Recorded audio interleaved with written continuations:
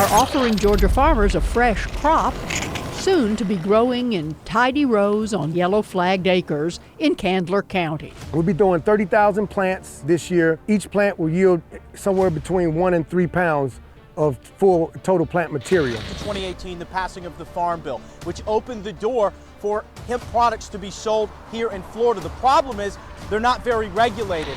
This bill would actually be a detriment to the economy. Over 100,000 jobs will be lost overnight. Unfortunately, Washington accidentally set up a system that pitted outdoor and indoor against each other, and if we're not careful, we'll do it in Oregon.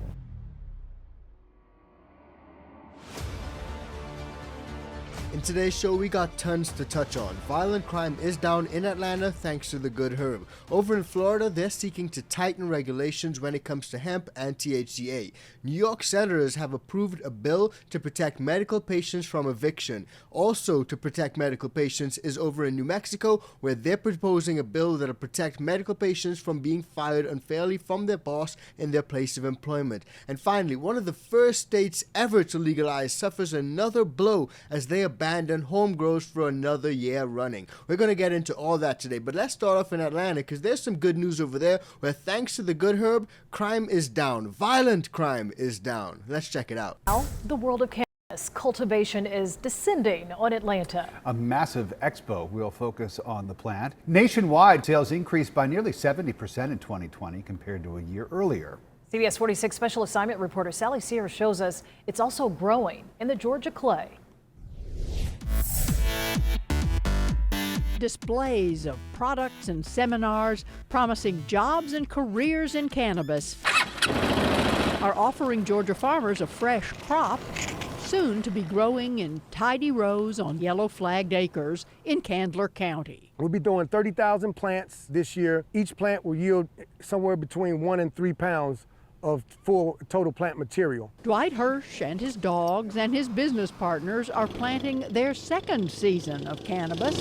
Some of the first had to be destroyed because some plants were too high in the ingredient THC, the marijuana high. We had to destroy quite a few plants last year because they exceeded that. That is 0.3% THC. That's the threshold ordered by the Georgia legislature for legal cannabis cultivation. Under state law, the partners create legal products in this shop. It's 5 miles from the farm off Interstate 16 near Metter. A tray of paper tubes fills with cannabis flower. Workers add tips and other flavors and sell over 100 different variations here, all over the counter, all legal. Legal to grow in Georgia with a license as long as those ingredients stay under 0.3% THC. So clearly the industry is on the up in Georgia, and according to this article, Atlanta's decriminalization has actually led to a reduction in violent crime, and this is according to brand new research. And this actually runs contrary to a lot of warnings that we've heard a lot of lawmakers cite across different states, where people say legalization is actually linked to an increase in crime, whereas this study actually shows that Atlanta's move to decriminalize has actually concluded the contrary. The policy change in fact led to a reduction in violent crime. And the reason that was cited for this reduction in violent crime is the simple fact that the police have now turned their attention to more urgent matters. According to this article, the estimated effect of decriminalization in Atlanta was about 20 fewer violent crimes per 100,000 people per month. This is an almost 20% reduction from the pre-decriminalization average. 20%. Now, it's also really refreshing to see quotes like this one where they say, "We want to fill jails with armed robbers, rapists, burglars, and home invaders. We do not want to fill the jails with people who consume herb." That's the bottom line. And what's also great news is that, importantly, this decline was not offset by crime displacement in neighboring counties. In other words, the crime was not just moving out of the city in Atlanta and moving to neighboring counties. It's actually being decreased on the whole. So I think that that's great news for Atlanta, that the herb has actually led to a decrease in violent crime. Now, we've heard other states say that the legalization of herb has actually led to an increase in crime, places like Ohio and Florida. And speaking of Florida, over in Florida right now, they're actually seeking to impose tighter regulations on the hemp industry without putting a damper on businesses. But we know how that can work out. Sometimes it can have unintended effects. And a lot of critics of this bill are saying rather than being helpful and regulating the industry, what they will do is decimate and kill the industry entirely. Good evening. Agriculture Commissioner Wilton Simpson says Florida's hemp industry has evolved past the intent of the Florida legislature. It goes back to 2018, the passing of the Farm Bill, which opened the door for hemp products to be sold here in Florida. The problem is they're not very regulated, and selling products like Delta 8, which is very similar to marijuana in many ways, and it's being sold to kids in a number of different ways. So a lot of people agree with this legislation, but many experts say that it's gone a little too far. Some will say this bill will end the hemp industry. Let me be clear, the current Wild Wild West situation, selling anything to anyone, is going to end. Republican lawmakers looking to close loopholes in state law that have created what some call the Wild West of hemp sales. The bill ensures that food products made with hemp for humans and pets are held to the same standard as other food products in our state. Senator Colleen Burton authored Senate Bill 1676, which sets a legal limit on Delta 8 consumption to 0.5 milligram per serving, or 2 milligrams per THC container. It also adds oversight on labeling to prohibit Delta 8 distributors from marketing to children. Floridians should feel safe with products being sold in our state. They deserve to have confidence knowing that hemp extract products are not marketed in a way that be confusing or misleading, especially for children who may mistake them for candy. I sell quite a lot. It actually seems to fly off the shelf. Business owners WEAR has spoken with in the past say Delta 8 is one of their top products. It's a great alternative to the people that can't afford a medical card, which is kind of why we opened this business, was to help some people out in the community. But now, as some critics agree regulation is needed, many say the proposed bill would shutter Florida's hemp business. This bill would actually be a detriment to the economy.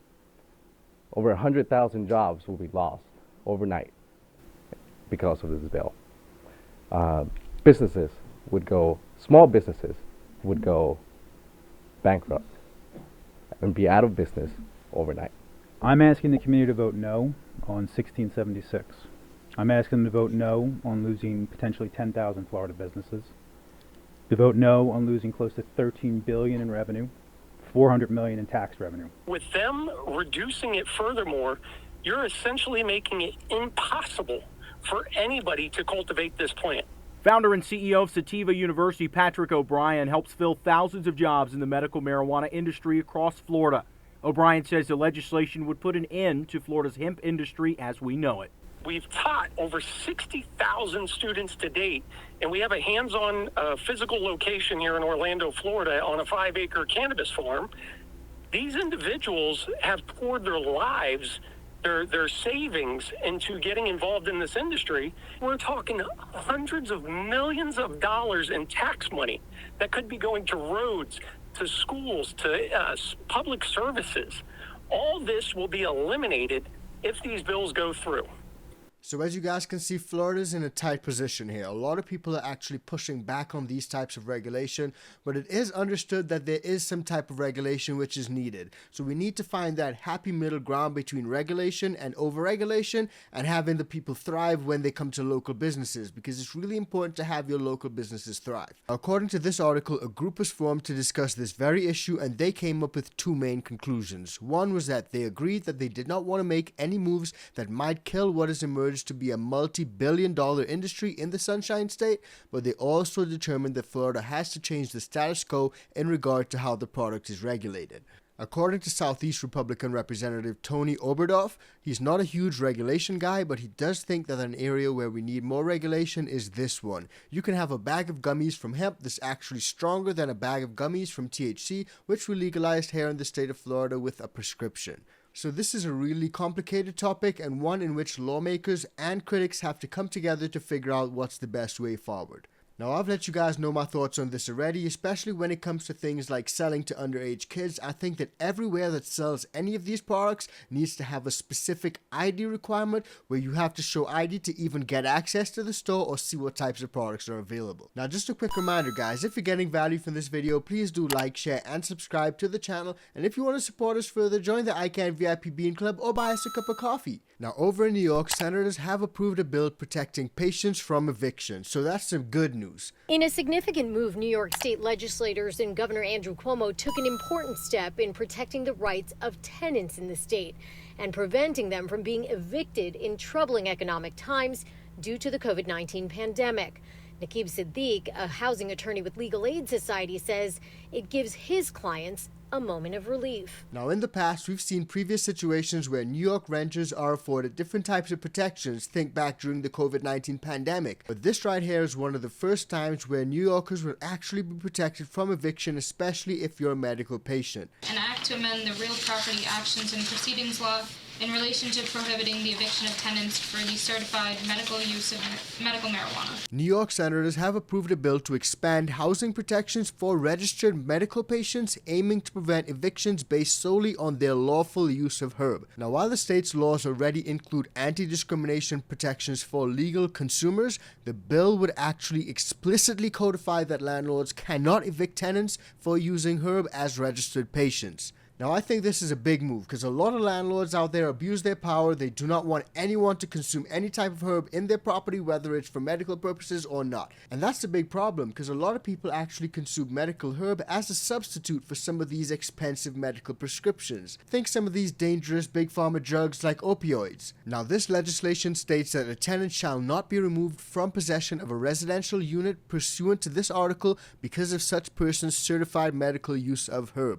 Also, if a landlord is seeking to kick you out or evict you, it shall be a defense for a tenant that they are using medical herb and they are a registered medical patient. In other words, that'll make their eviction unlawful. Now, where we've also seen laws being passed to strengthen protections for medical patients is over in New Mexico. And shout out to New Mexico because they're actually approving bills to strengthen employment protections, i.e. your boss cannot fire you just because they don't like what you're doing when it comes to medical herb. Now, this is a big move, and it wasn't always like this because in the past you would get in a lot of trouble from your employer in New Mexico even if you were a medical patient. Check this out. He even told the regional management at Hastings bookstore he was a cannabis patient, medicating twice daily.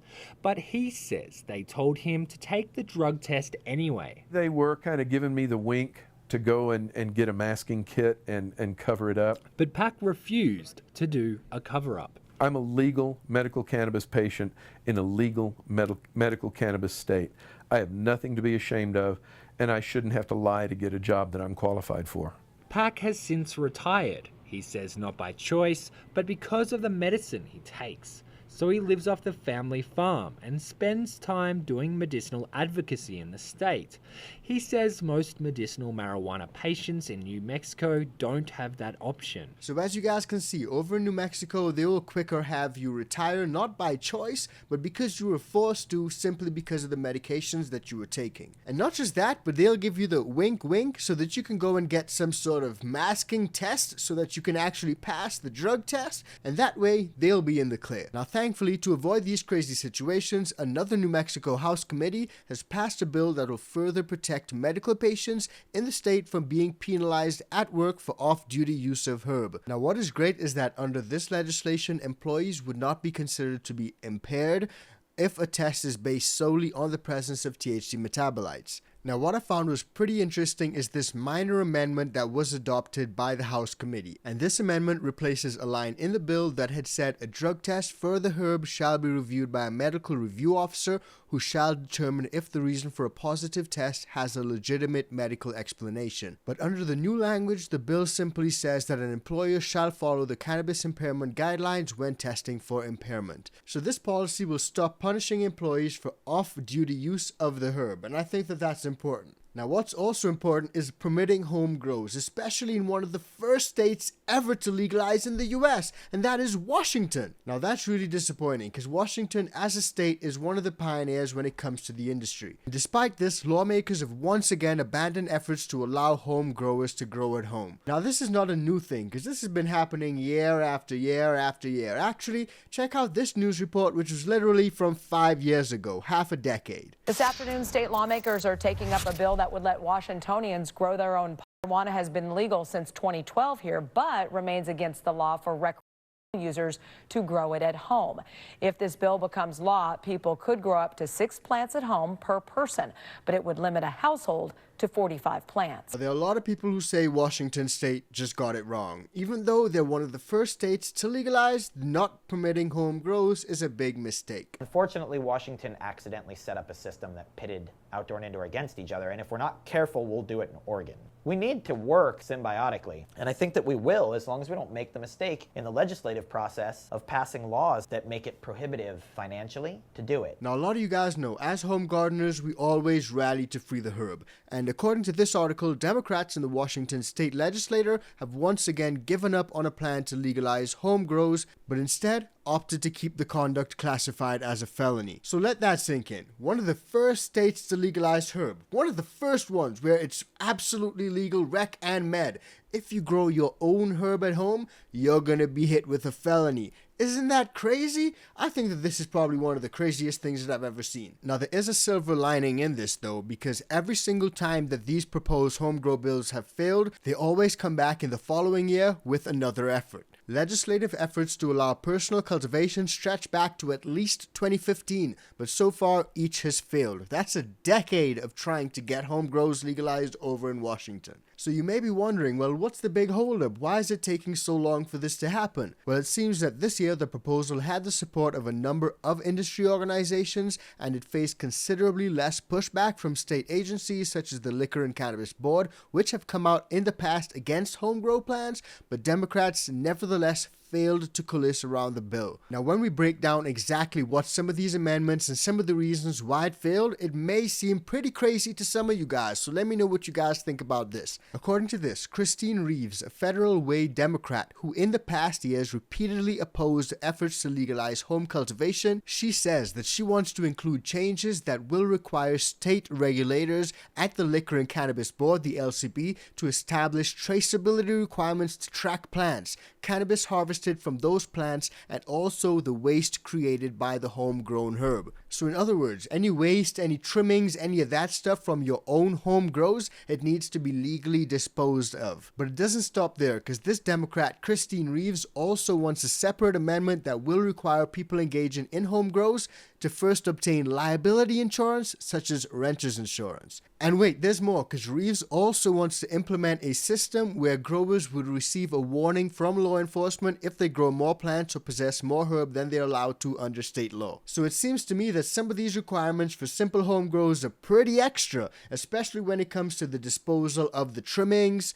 Some people just compost their stuff. What's wrong with composting? But not just that, the requirement for renters' liability insurance, like what sort of figures are we talking? How expensive is that going to be? Is that going to then give the landlords an option to decline you a place to stay because they don't want you to grow any herb in their house? There's a lot of things that come into this. But also essentially allowing the police and law enforcement to give you a warning if you're a couple plants over the limit. What type of warning is that? Is that something that's going to go on your record? Is it something that's going to cause you to pay a fine? We just need a little bit more information on that. But I want to find out what you guys think about all this. Do you think that some of these requirements that they're putting on home growers is fair? Do you think it's okay and it's acceptable? Let me know what you guys think about that. Now, recently there have been big changes that are being proposed to the ballot initiative reform process, which will make getting things like home grows even harder to get on the ballot in the future. And in this state, you'll now need $1 million to even get home grows on the ballot. So check that video out because it's coming up right now.